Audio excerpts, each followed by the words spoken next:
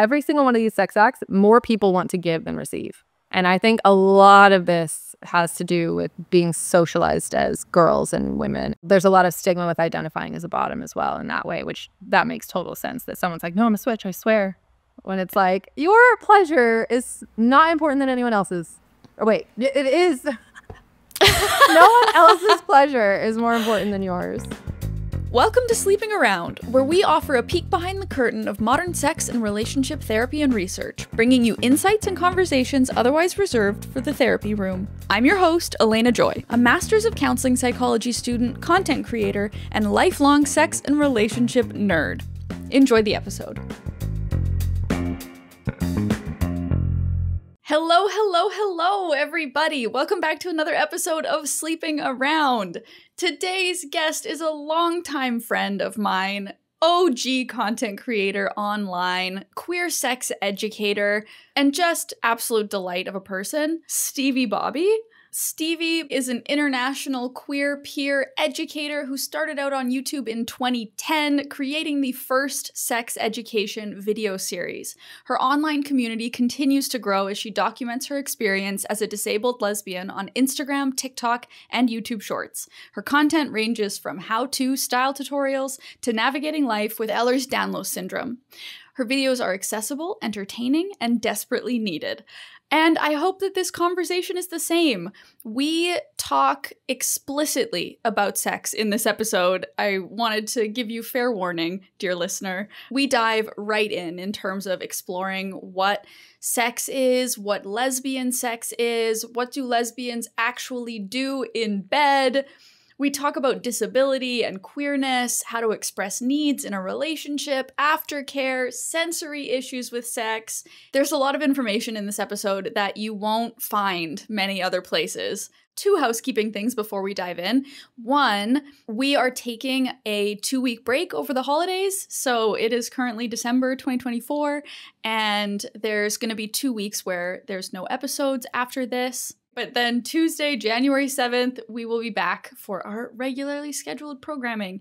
And second, in certain parts of the discussion, we use the language socialized as women or like socialized as girls.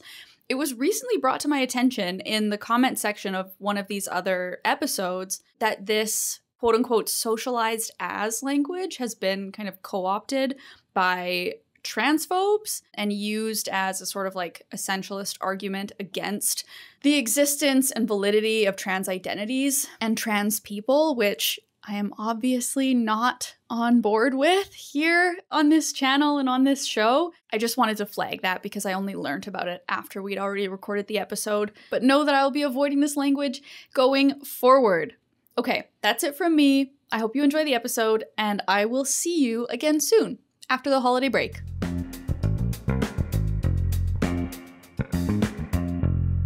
Would you start by telling us a little bit about you in your own words? How did you get into sex education? I don't know. I've been making videos on YouTube since 2006, so way too long. But I started doing sex ed after I came out online, and I started getting a lot of questions from young queer people that were, at the time, I was just like, what a silly question. How do you not know that you can't get HIV from, fingering someone? So then I started looking up, trying to find like resources, video series about queer sex ed, and I couldn't find any. So I was like, maybe I should do it. So that's when I started doing it. Now, thankfully, there's so many other people with like your series, and there's just so many more sex ed stuff on YouTube.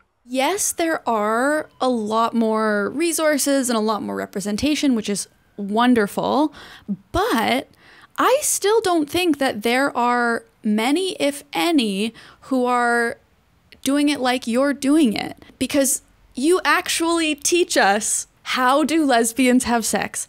How do you finger someone? And you actually take us, your audience, through the steps, which is shockingly needed. I understand why so many people don't, and it's because of censorship and demonetization and all of that stuff, but I'm really mad. Like, my child self, like, deserved to have that information. Like, we shouldn't only have access to, like, what P&B sex looks like, and, like, that's the only thing that's defined as sex. And I don't know, so much stuff on the internet even still is just jokes like, oh, this is how lesbians have sex, and it's people smushing tacos together. You know what I mean? Like, that is all fine and good as long as they also have videos like how to fuck someone with a strap on. You know what I mean? Or like fisting 101. Yeah. Yes. Yes. And all of Stevie's socials and content channels links will be in the description in the show notes, so you can check more of her out. So then let's start with, how do you define sex? Oh my God, that is if it's so not tough. P and V. A lot of people obviously have so many different opinions on what is sex. And if you throw in what is the difference between sex and intimacy, oh my God, where's that line? If anyone's genitals are being stimulated in any way by anything, that is considered sex. Okay, I like that. So like phone sex is included. Fucking yourself, that's sex. Totally. How do lesbians have sex? 2 tacos smushing together, actually. Oh my God, so many scissoring jokes. I also think that there's like so much information that's lacking as far as like major surveys. And so the only one I really reference is one that Autostraddle did in 2018. And that one's so interesting because they break down so many different sex acts based on if you're a switch or a top or a bottom, or, you know, and there's the whole kinky section too. And it's not all lesbians because not everyone identifies with that label, but it's heavily focused in, oh my God, I'm going to say this out loud. I'm so sorry. WLW. I just saw a thing that said like, are we not saying that anymore? Well, there's so many different ways to say it. I feel like when something is like an acronym or like a new phrase, people type it more than they say it out loud. So some people say woola, some people say wooloo woo. I've never heard that. I think I've maybe heard people say it out loud 3 times, so I don't even know. I just say WLW. So what were some of the popular sex acts between WLW or folks with vulvas? Please don't quote me, I might be wrong. But I think that the most people said that they would do both giving and receiving is finger fucking, like penetration with fingers. So I think that is the most popular lesbian sex act, is digital penetration. As I'm asking you these questions, I'm thinking of the listener at home who's going, I am curious about queer sex, or I'm interested in having queer sex, but I'm scared. I don't know what it looks like. I don't actually know what happens. People just keep telling me I'm going to figure it out. So that's kind of the demographic that I'm imagining. Yeah, I mean, I definitely have so many videos that someone like that would love. But I do have, its name is Vajarna. And it is a mason jar that I've stretched a balloon over with a hole. And so I have videos where I'm demonstrating to where you can see the fingers inside of Vajarna, showing a few different techniques like the corkscrew and the come hither and stuff like that. I think it's safe to say that fingering is like step 1 with lesbian sex, and something that you can safely assume, obviously, please talk to your partner, anyone that you are considering having sex with, on what different sex acts that they like or enjoy or want to try. But I think that fingering is the first kind of one, and the most common one, and the most desired from people across the identities. Okay, so you mentioned the corkscrew, the come hither. Can you talk us through just a couple of these techniques? I wish I still had Vajarna, but I think the balloon broke the last time I was fucking her, so. Something I say a lot in my videos, the number 1 thing that I like to remember to tell people, because you can kind of get caught up too much in like focusing on technique and method and, oh, is she liking this, all this stuff, is to do things that feel good to your hand. Like if it feels good to you, it could possibly be feeling good to them. Also, obviously doing check-ins and stuff like that. But I think that sometimes, especially when you're new to having sex, I think you can get caught up with like, oh, I'm doing the corkscrew for 3 minutes, and then I'm doing this for 30 seconds. And then, you know what I mean? Kind of makes you dissociate a bit from the experience. Yeah, I think a big tip is focusing on how it feels to your hand and if it feels good to your hand. And also, the person that you're fingering is going to notice if something is feeling good to you. And that can be really such a turn on as well. Based on the titles that you've given, come hither, corkscrew, I'm going to guess that the come hither technique is an insertion of whichever finger or fingers is comfortable for you, and then a sort of moving the fingers toward yourself, like, come hither, come toward me. Yes. And that is to put some stimulation on the G spot, which would be around the opposite of where the clit would be. And then corkscrew. I'm having less, having a bit more trouble visualizing. Is this an insertion with a twist? Yes, exactly. Okay. That's exactly it. I think a lot of people are really desiring friction around the vaginal opening, so that can be really pleasurable to a lot of people. And so a corkscrew is heightening the level of friction. Right, because you're adding the twist. Okay. Yeah, so as opposed to staying in and then moving around. Because a lot of people, they have a very sensitive vaginal opening. They do not like friction. So yeah, I would be less likely to do the corkscrew on someone like that. Even that piece of information I feel like is helpful. You hear, oh, different people like different things, different speeds, different intensities. You don't hear a specific, like, some folks have varying sensitivity on the vaginal opening, and so stimulating or not stimulating that can be a preference. Yeah, and also, like, people have anatomical differences. Some people's urethra is really close to their vaginal opening as opposed to far away from the vaginal opening. Some people have larger labia that would allow there to be indirect clit stimulation from the corkscrew because it's pulling down on the entire vulva with that type of thing. So yeah, that is so interesting. Everyone's different. But they're like, what does that mean literally? Like, spell it out. Yeah. Yes, everyone's different. Just check in. You'll figure it out. I can speak from experience. When I was first kind of entering the queer world and figuring out my own identity, I was like, what does that mean? What is this going to look like? What do I do? And having a few kind of quote unquote techniques just to keep in mind was helpful.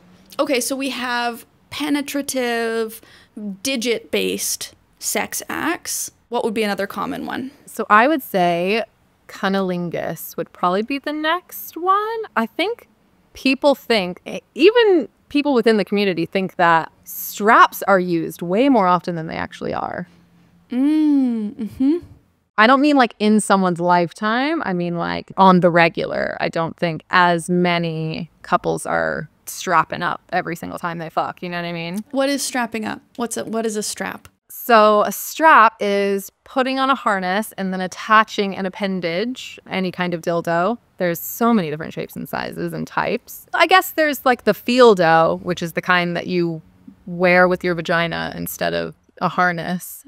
I've never actually pulled that one off. What the fuck? Crazy. It's like the creators of that forget that the vulva is going to lubricate itself, like whether you're the giver or the receiver. And it's like, and also like vaginal tightness equals you not being as aroused. That creation is a mystery. I mean, I love the idea to experiment with. Yeah. So strapping not as prominent maybe as people might think. Yes. But once we get into oral sex, that would be a more risky sex act as far as fluid exchange is concerned. So when you are fluid bonded with someone, meaning you are swapping fluids, any kind of fluids, so that could be spit, that could be tears. I'm not going to yuck your yum. That means you're fluid bonded, which means that increases your risk of sharing STIs and STDs and all of that stuff. It's, in my personal opinion, I think that's why oral sex is done less than fingering. Just it's a riskier sex act. Any tips and techniques for cunnilingus? Yes, I do have like how to eat pussy videos and oral sex 101 videos. My favorite one, it's called How to Eat Pussy the Right Way. They did a study of 1,000 women aged 18 to 95 and had them describe how specifically they orgasmed. I incorporated all of the ways in which different people described their orgasms because they're so different from each other. And then I incorporated it in a video about how to eat pussy the right way. But the OMGS study wasn't necessarily about oral sex in particular.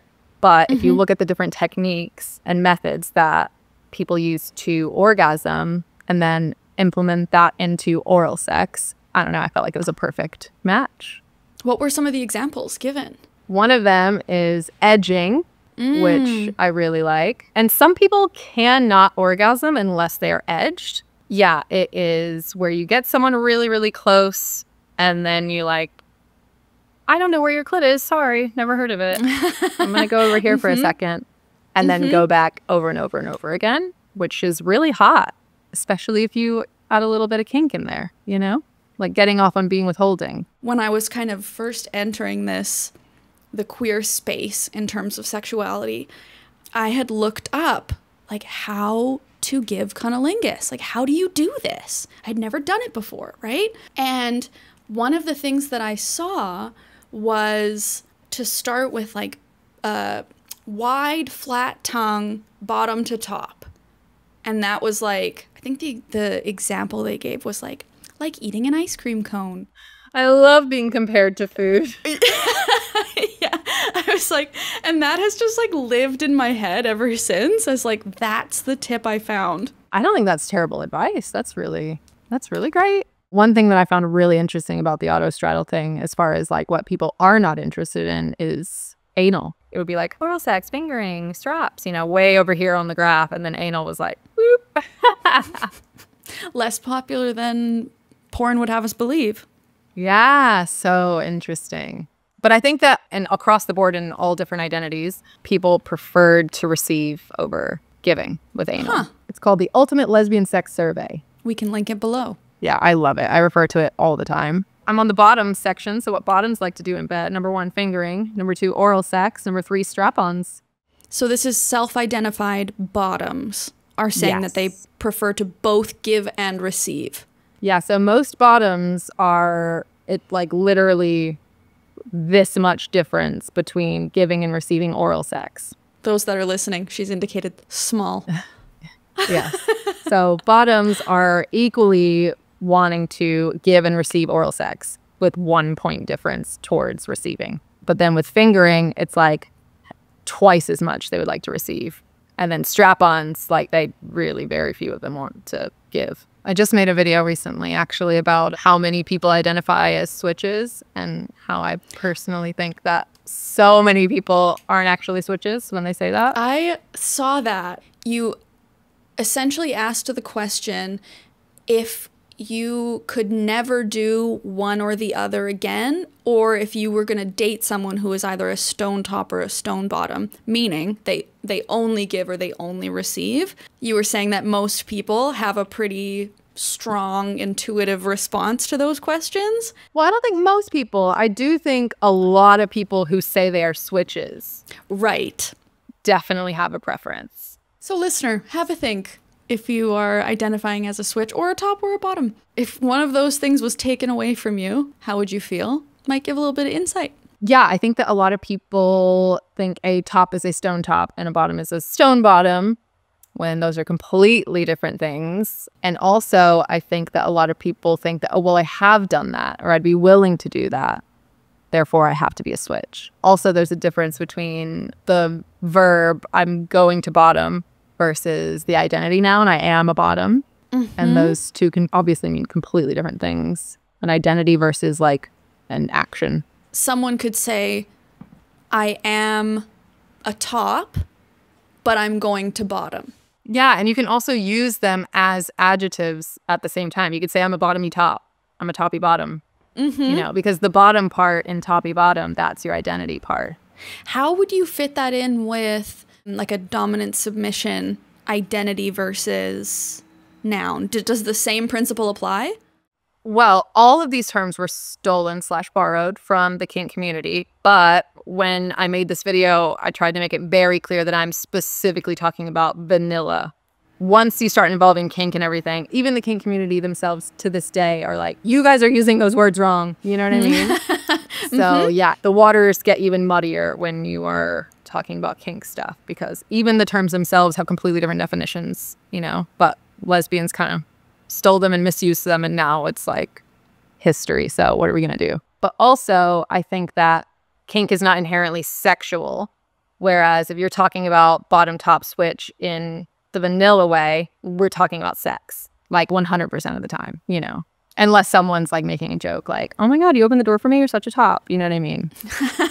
Mm-hmm. Yeah. Okay. So I have the graph now. What tops like to do in bed? 3 times as many tops prefer giving when fingering and don't prefer receiving. And then a little more than double prefer giving oral sex. But they're way more likely to receive oral sex than they are to receive digital penetration. Self-identified tops. But also, in my opinion, we're missing a lot of tops because they are all answering questions with the switches. Right. Yep. But also, a third of tops would like to receive being fisted. Okay. Compared to fisting, which is really high in my opinion. 96% want to give fingering and 86% want to receive fingering. Every single one of these sex acts, more people want to give than receive. And I think a lot of this has to do with being socialized as girls and women and the whole, just natural giving, nurturing nature. You know what I mean? Your pleasure is more important than my pleasure. Yes. How dare I ever be selfish? There's a lot of stigma with identifying as a bottom as well in that way, which that makes total sense that someone's like, no, I'm a switch, I swear. When it's like, your pleasure is not important than anyone else's. Or wait, it is. No one else's pleasure is more important than yours. And people are talking about mask shortage. It looks like there's a bottom shortage according to this survey because everyone wants to give. You also do a lot of work around disability and the intersection of queerness and disability, disability and relationships. I'd love to talk about that intersection and experience with you. Yeah, so making content about disability and stuff is kind of new for me. I came out as disabled in 2018, but I have a genetic condition that I've had my whole life. I was undiagnosed, misdiagnosed for a really long time, so I didn't feel comfortable like announcing it publicly that I had a chronic illness or disability because I wasn't really sure what it was yet. In my coming out video, it started a hashtag that kind of went viral, and now it's published in medical literature. It's called Doctors Are Dickheads, the hashtag. Yes. I don't know. Maybe I have some imposter syndrome about making content about disability because disability is so diverse as far as the kinds and the ways in which you are disabled. And also ableism itself is fucking everywhere. Like, yes, holy shit. Literally. But recently I did a funny series about disability, and I called it If Disabled People Spoke Like Able People. And I imagined a world in which ableism was against able-bodied people, and it's just one-liner jokes. So I have a bunch of different scenes making one-liner jokes, and it was really fun. I made a lot of them with my friend Annie, who has a similar disability to me. We both have Ehlers-Danlos syndrome, but they have classical and I have type 3. There's like 14 types or something. The imposter syndrome, I would guess that part of that ties into the quote-unquote, you don't look disabled. But it's the same thing as like being a femme lesbian, right? It's like no one knows I'm gay. In the same way, it's a kind of a double-edged sword where it's like, okay, I'm able to blend in with the ableds, but also it leads to medical mistreatment, harm. So a bit of the imposter syndrome for me is like, what the fuck do I know about ableism? And I know that I know a lot about it in very specific circumstances, but I have no fucking idea what it's like to be a child who has a limb difference. For me, consuming a lot of content and reading personal stories about and written by people who have different disabilities than me is something that is so important to do before I start being like, I'm an expert on disability, let's talk about it. Whereas like fisting and like eating pussy, I'm here all day, bitch. I can call myself an expert. That's fine. You have used various language through this conversation when talking about disability. And I'm just asking from your experience, your opinion, because I've heard conversation around the language of having a disability versus being disabled versus you use the term limb difference. Can you talk a little bit about the language around disability? Just like any marginalized group, disabled people are not a monolith. So people will have personal desires of how they want to be referred to, so that is going to change based on from person to person. For instance, the autistic community, they have an overwhelming majority of people who are autistic want to be called autistic and not like someone with autism or differently abled or all of those things. And like they've been quite vocal about it. But then again, I'm sure there are so many autistic people who are like, no, I have special needs, and that's what I want people to say. And I think things change because things become slurs, and then we reclaim them, then it changes again, and all of that stuff. So, for instance, the word handicapped in the UK, that is a slur. A handicapped parking spot in the US is such a normal thing that people say, just like written on stuff, and it's slowly being phased out for the word disabled instead. So I feel like people overly worry about offending people because they don't know enough, when it's like, you don't know what you don't know until you know it. And literally in 2 years, it could all change. You know what I mean? To clarify the difference, if we're using autism as an example, saying somebody with autism is kind of using trait language, like this is somebody who has this trait, versus being autistic is more of an identity label. Yeah, I think listening to autistic people and how they describe it, they're like, I'm not with autism. It's not a bag that I carry around. It's literally my entire being is autism. Like, it is so much a part of who I am. You cannot separate me from it. Whereas people that have different disabilities might not feel that way about their disability. You know, like someone with lupus might not be like, I am disabled. And they might be like, I have lupus, you know, or I have a chronic illness. It's so personal. And I think that different disability communities are more connected than others. So maybe the important takeaway is just that being aware of the difference in the language between saying a person is disabled versus a person has a disability. Yeah, and it can change in someone's lifetime, you know, like obviously it depends on when you live. We live in modern times where so many different things have surgeries that change them, reverse them, correct them, whatever. Like, it can change within someone's lifetime and also within medical advancements in the society you live in and all of that stuff. But you know, glasses are the most common accessibility device. Yeah. So in relationship, how does one communicate needs? So if you are a person with a disability and you are dating, do you have any advice on communicating needs? And then if you are a person dating a person with a disability? It is not easy to date for anyone. So if you are a disabled person who is dating abled people, it can be difficult to make sure that they're going to be a good partner for you. What I always do is just like exaggerate everything from the beginning. Like I'm going to be like the worst. I'm going to cancel 3 times. I'm going to be like, sorry, my brain's not working today. What was your name? Just as a test, you know? And if they fail, then they're blocked. Right. I remember you giving me that advice so long ago when I was dating. You were like, just be the worst version of yourself and like see if they stick around. And it's so it saves contrary. you so much time. Yeah, you're not wrong. Because people like wait. That's what they always say. Like, oh, the honeymoon phase is over. You mean the lying phase is over? Yeah. Like, why don't you just not lie from the beginning? Yes. I also have some specific questions from listeners.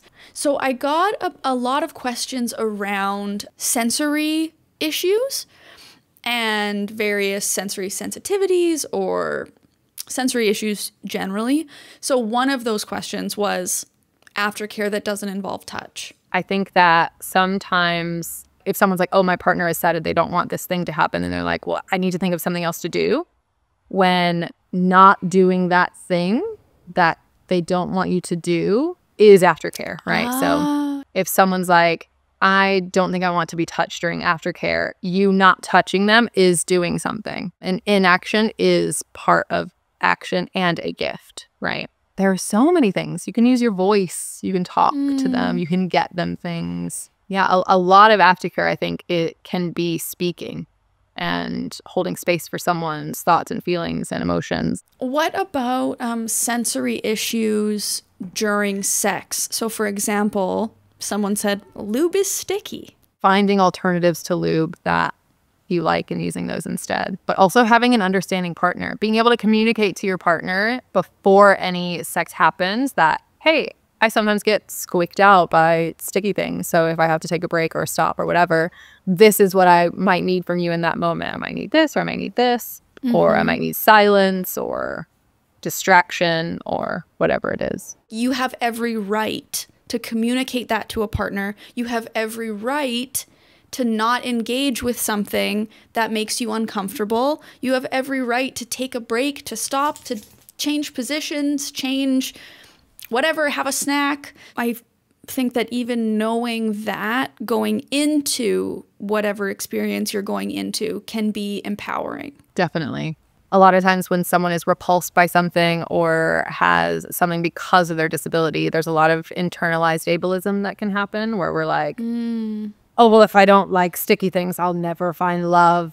Yeah. You know what I mean? And it's because of my disability, before actually, you know, having situations where they've told a partner, I don't like any sticky things. And then that partner's like, well, fuck you. I really like sticky things, so I have to leave you. That ain't gonna work out. Better find out sooner rather than later. In your work with online sex education and disability and queerness, what's one thing that you wish everybody knew?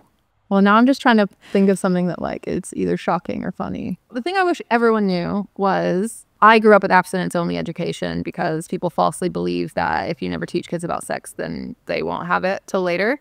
The more kids know about sex, the earlier they know about it, the longer they wait to have it. And the safer they are when they do have it. So I wish everyone knew that. I wish everyone knew that the surest way to get kids to have sex way too young before they're ready is to not teach them about sex. That's a huge piece of information. Thank you so much for sharing your time and your expertise. Where can people find you? YouTube.com/Stevie, and then I think Stevie Boebi on everything else. So TikTok and Instagram and all of that. And I would recommend, if anything that we've talked about in this episode is interesting to you, Stevie has entire video series on these subjects. So I would recommend going and checking it out. Yes, you have to meet Vajarna. She's great. Thanks for listening. You can also access all of our extended cut episodes with bonus content from every single guest over on Patreon at patreon.com/AlaynaJoy. That's patreon.com/ALAYNAJoy. And be sure to follow us on Instagram at SleepingAroundPod for updates, teasers, episode discussions, and more. This episode was produced by Alayna Joy and Danae Fender and edited by Corey Mosqueda. See you next time, back here on the couch.